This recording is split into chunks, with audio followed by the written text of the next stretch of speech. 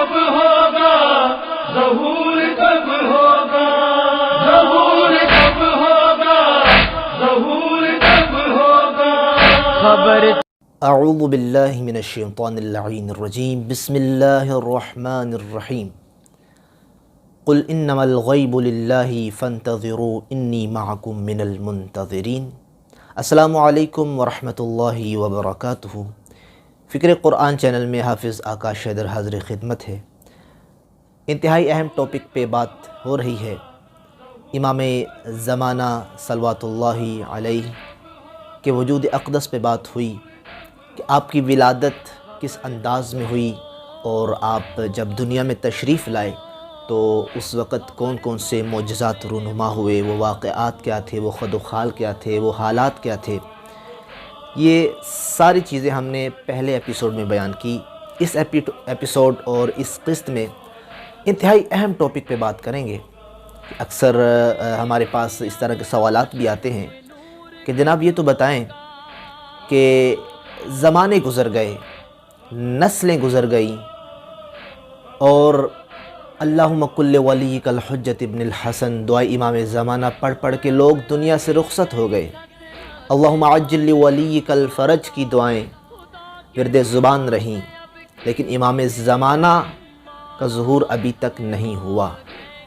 تو یہ سوال اٹھاتے ہیں کہ جناب اتنا لمبا یہ دورانیہ ہے، یہ غیبت جو ہے، اس کی وجہ کیا ہے، اس کا سبب کیا ہے کہ امام ہماری آنکھوں سے اوجھل ہیں؟ وہ امام کے جس کا وجود، جس کا چہرہ مومنوں اور موالیوں کی آنکھوں کا سرمہ تھا اور ہے، وہ امام کیوں غائب ہے؟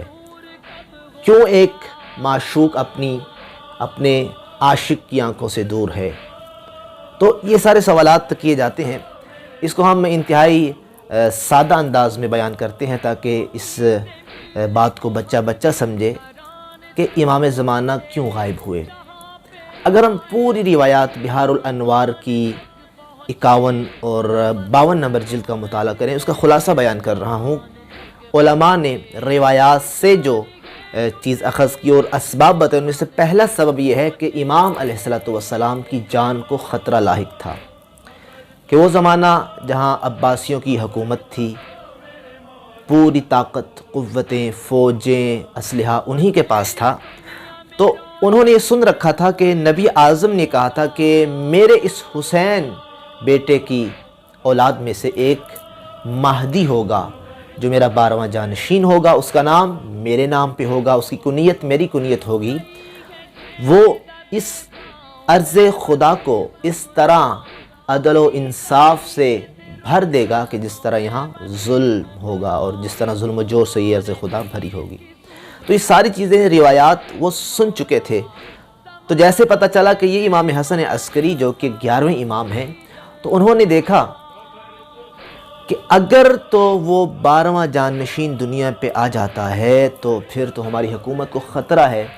تو یہ ایک انسانیت کی فطرت کا تقاضا تھا، اگر امام ان کے ہاتھوں میں آ جاتے تو ظاہر ہے کہ قتل ہو جاتے، شہید ہو جاتے۔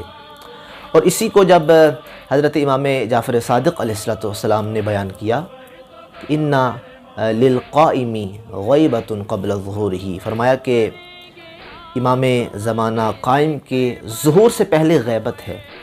زرارہ سن رہا تھا، اس نے کہا کہ لما، مولا کیوں غیبت ہے، کیوں مولا ہماری آنکھوں سے دور ہوں گے؟ تو فرمایا خوف القتل، اس کی وجہ یہ ہے کہ قتل کا خوف ہوگا۔ ظاہر ہے کہ اگر امام ان کے ہاتھوں میں آ جاتے تو شہید کر دی جاتے، اور وہ خدا کا وعدہ کہ یہ زمین عدل و انصاف سے میں بھر دوں گا اپنے نمائندے کے ذریعے، وہ وعدہ وفا نہ ہوتا۔ ان اللہ لا یخلف المیعاد۔ لہٰذا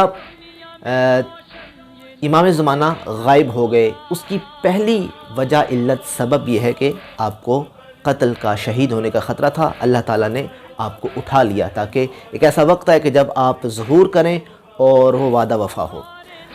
دوسری جو اہم وجہ بتائی وہ یہ ہے کہ آپ جب ظہور کریں گے، یہ آپ ہی کی خاصیت ہے کہ آپ کسی کی بیعت میں نہیں ہوں گے، نہ مصلحتاً نہ ظاہراً۔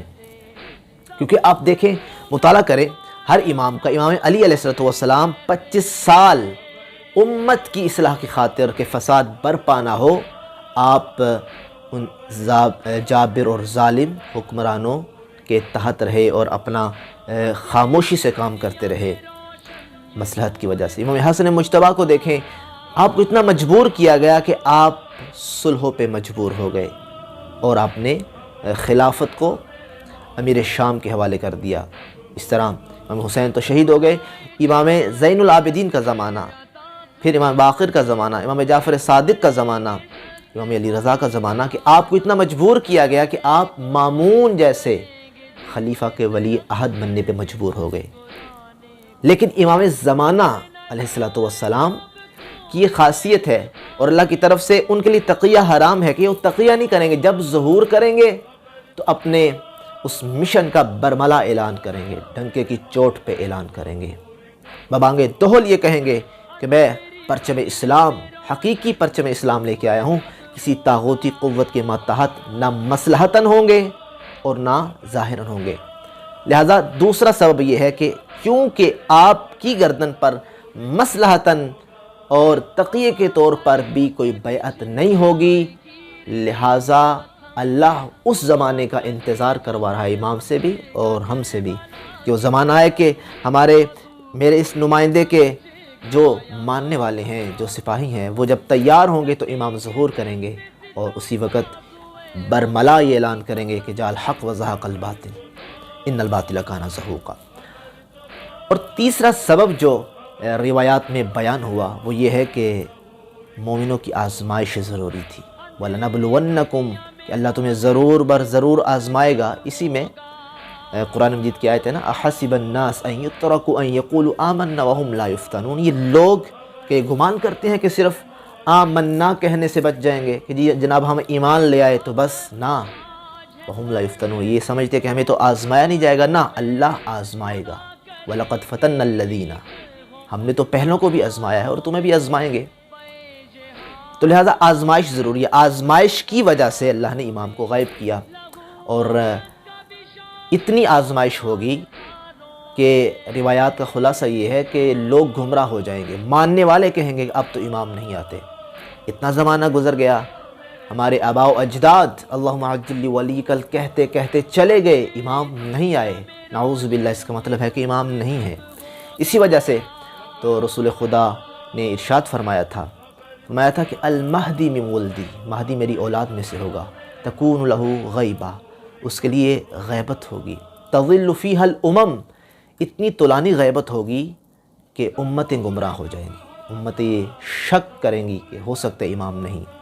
فرمایا لیکن آزمائش کے بعد یأتی بذخیرۃ الانبیاء، پھر آزمائش کے ختم ہونے کے بعد وہ میرا بیٹا تمام انبیاء کے ان تبرکات کو لائے گا، ذخیرے کو لائے گا۔